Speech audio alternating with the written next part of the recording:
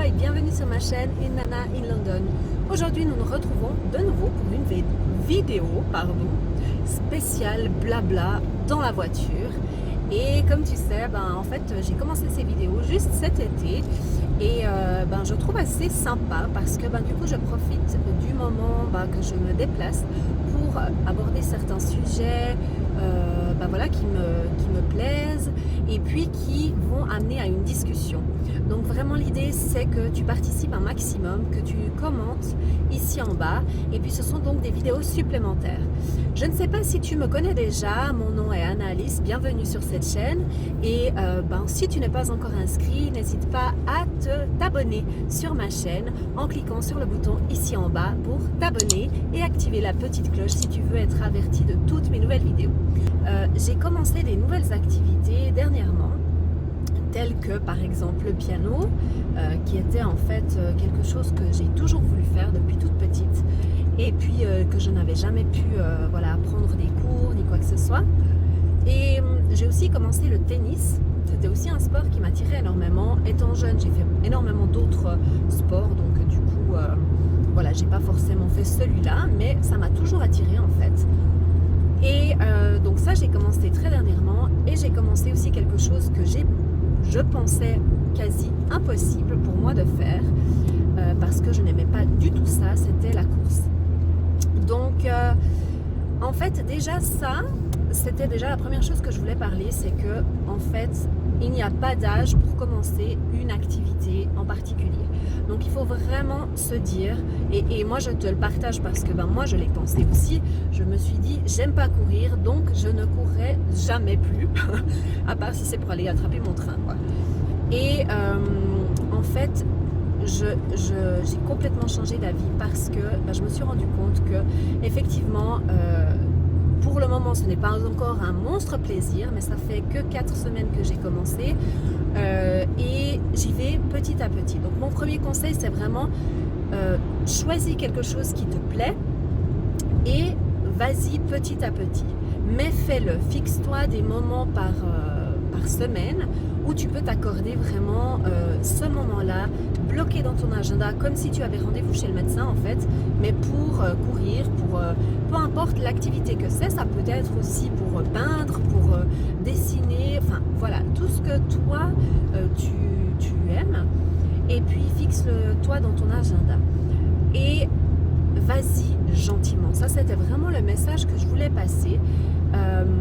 Donc ça c'est mon deuxième conseil, vas-y progressivement, commence petit pour arriver à quelque chose qui te convient, parce que je sais pas pour quelle raison, mais depuis que je suis adulte, etc., j'ai envie d'avoir des résultats tout de suite. Pour moi c'est vraiment je commence un sport, je commence le piano, j'ai envie déjà de savoir jouer des morceaux et puis de chanter, comme ça, dit comme ça, même moi bien sûr je me rends compte que c'est pas logique, mais c'est réel, c'est ce que je pense à l'intérieur de moi. Je me dis mais pourquoi je progresse pas assez vite? Et en fait vraiment ici mon deuxième conseil c'est de commencer gentiment, y aller étape par étape. Pour ma course par exemple, j'ai téléchargé une application qui est en anglais, donc je vais te mettre ici le nom, mais tu peux la trouver aussi en français.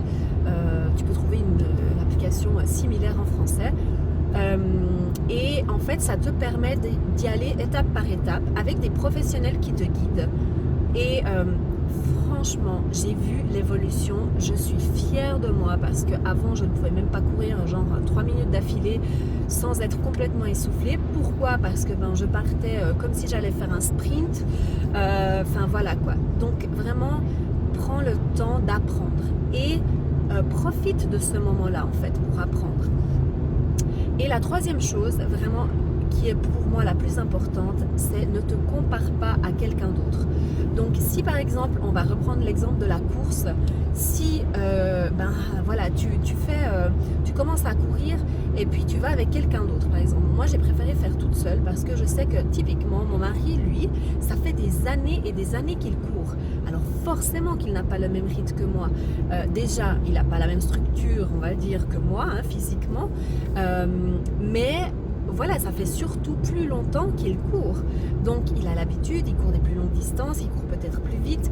Et si je commence directement à aller avec une personne qui a l'habitude de courir, qui fait ça toutes les semaines, eh bien je vais être démotivée et je vais me comparer et ça peut causer des blessures, mais aussi surtout on va dire plutôt des blessures à l'intérieur de notre tête, quoi, parce qu'on va se dire en fait je suis nulle, j'arrive pas à faire ce que j'aimerais faire. Bon, petite parenthèse, je vais rentrer dans un tunnel, on va essayer de continuer la vidéo, si c'est trop noir je recommence après à la sortie du tunnel, hein.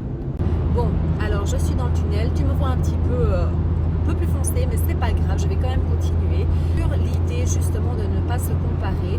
Et dans ces livres que je lis justement, il disait bien ne jamais comparer ton début, donc tes débuts par rapport à la course, encore une fois par exemple, et ça peut être pour n'importe quelle activité, tu viens de commencer, ne compare pas ceci à en fait la progression de quelqu'un d'autre. Donc typiquement dans mon exemple d'avant, je ne dois pas comparer moi maintenant ma course à mon mari qui lui a déjà des années d'expérience, parce que forcément que tu seras démoralisé.